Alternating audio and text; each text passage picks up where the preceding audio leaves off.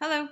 So in that last video, I showed you how to toggle the color palettes on and off by using the keyboard. So by using function key typed and checking to see, did I type the number one, did I type the number two, did I type number three? And over here you can see 1, 2, 3. Okay, so if you didn't watch that one, go back and watch it. It'll make this one will make more sense. So now what I want to do is say, I don't want to have to explain to people. You got to use the keyboard. Um, I just want to have buttons right there. Pretty simple and self-explanatory. Um, so how do I do that? How do I just make a bunch of buttons on here? Well, here's what my solution was, and I think it's really it by creating an object that is a button. So we write a class that creates a button. Um, it may seem like it's a lot of work up front. It's really not that bad.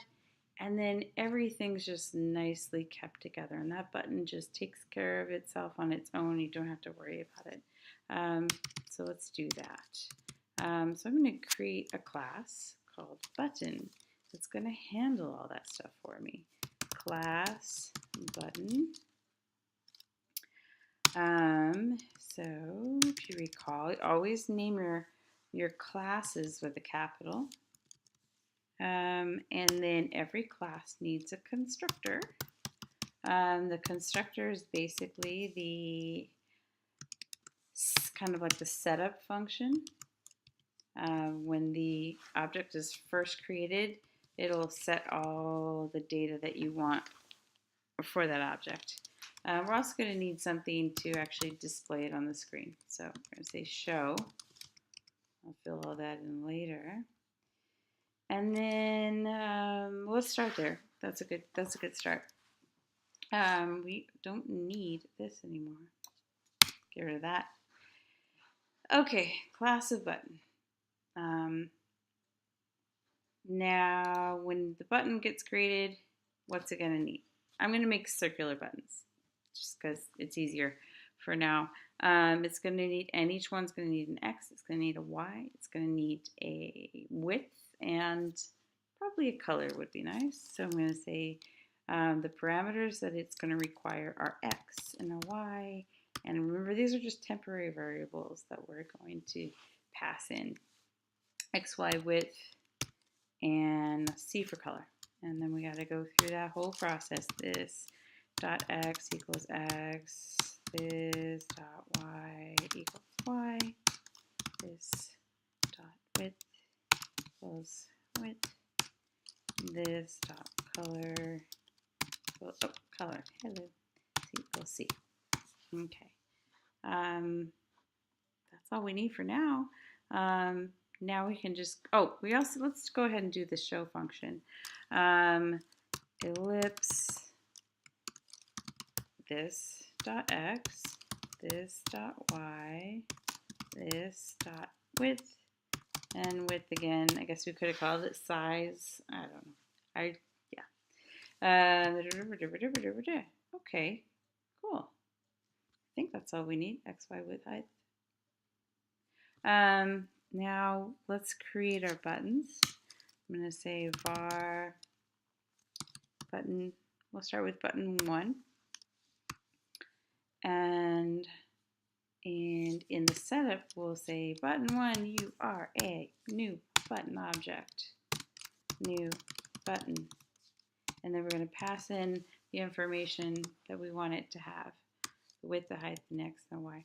I'm going to be creating 3 buttons, so let me make this smart. Well, this one will just be left of the middle. So the X will be width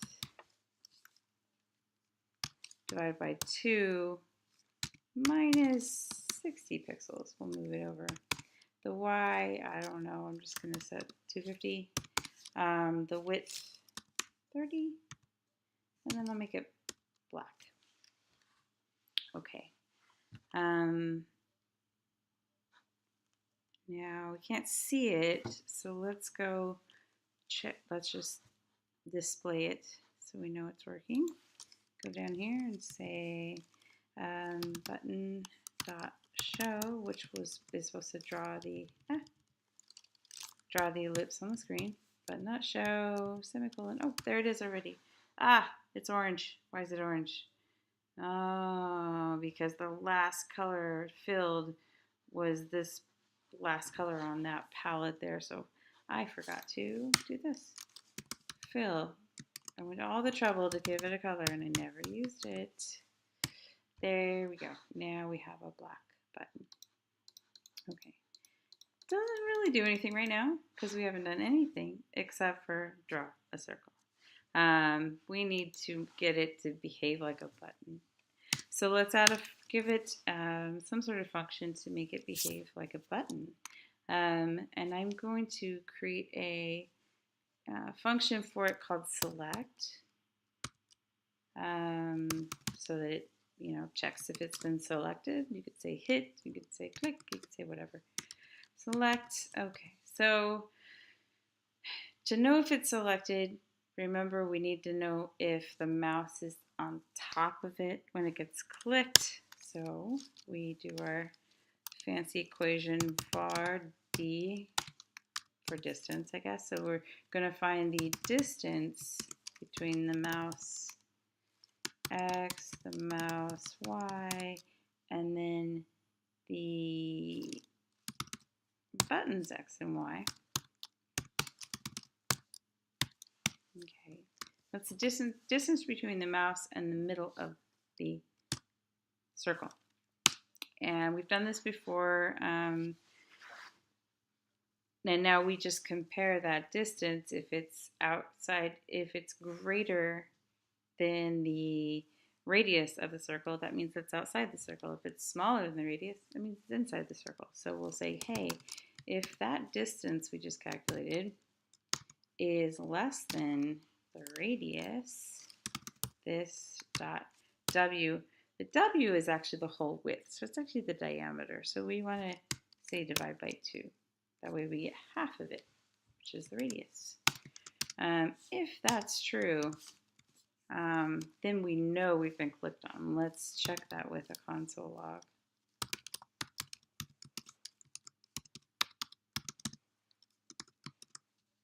Okay, let's see here. Click on the outside. Oh, let me pause the console. Click on the outside. Click on the button. Nothing. And that's because we never called select, did we? Did we? Did we?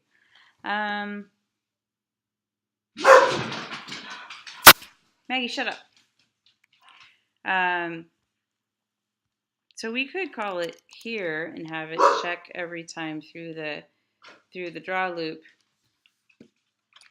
But we really only want it to happen on a mouse pressed. So let's do that. Let's create a mouse press function. And that's what we'll say. You don't need to check it when the mouse is actually clicked. So we'll say button 1 dot select, and let's see what happens here. Okay, clicking outside, click inside, hit, hit, hit. Down here you can see it. So it's working. Great. What do we want that button to do? We want the button to change the colors. So how do we do that? Well, we're done with that. Console.log.hit isn't really our end game here, but now we get to put in here the final functionality. And what we want to do is, just like we did with the key press, swap out the color palette. Now we could do this, right? We're going to take the current palette and switch it to whatever the new palette is, like we did last time. We could say equals palette. I'm going to say palette 2, even though it's button 1, but whatever, bear with me. But hold on.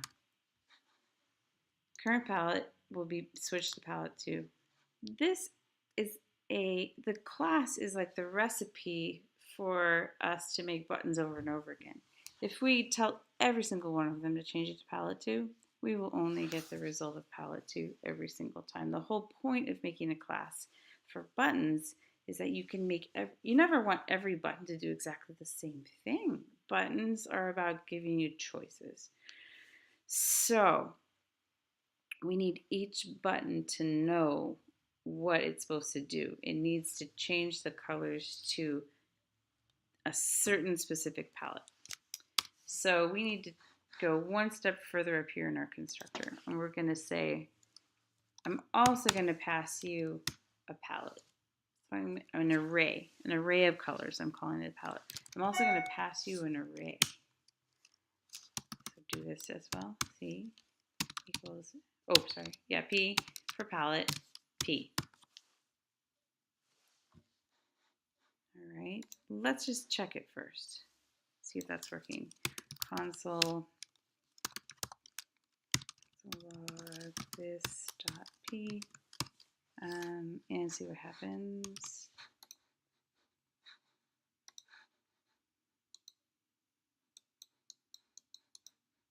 Why didn't that work? Oh, I never actually passed it the palette. Okay, button, button, button, and we had it at the very end, right? So now when we create the button, we're going to give it the palette we want it to control. Palette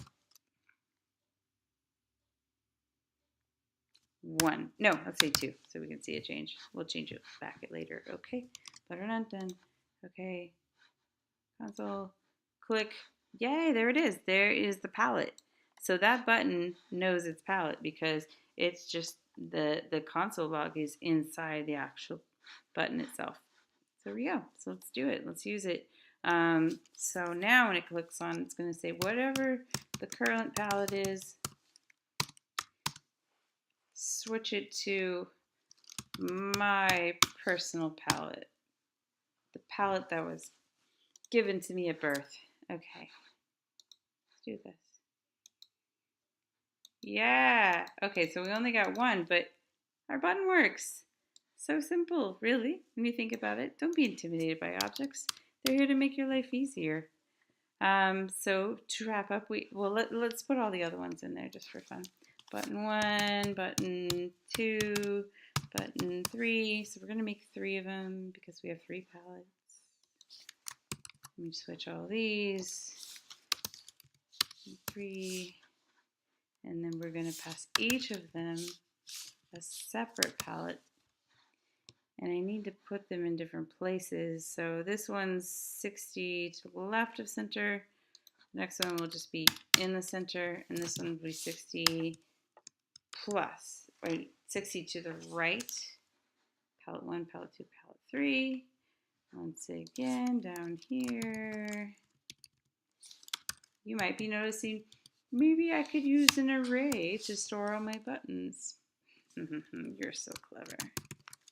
Yes, we could make an array to store our buttons, but we'll just do this for now. Okay, look at that, 3 buttons. Yeah, there you go. You are off to making your own interfaces for your own projects. You make a button class, you set it up so you can use it for whatever you want, and you will be thankful that you did. So there you go. That's that one. The next I'm going to make, I think I'm going to make a video right now about how to do the same thing but using HTML button and using the whole P5 DOM thing. So stay tuned. That one's going to be fun.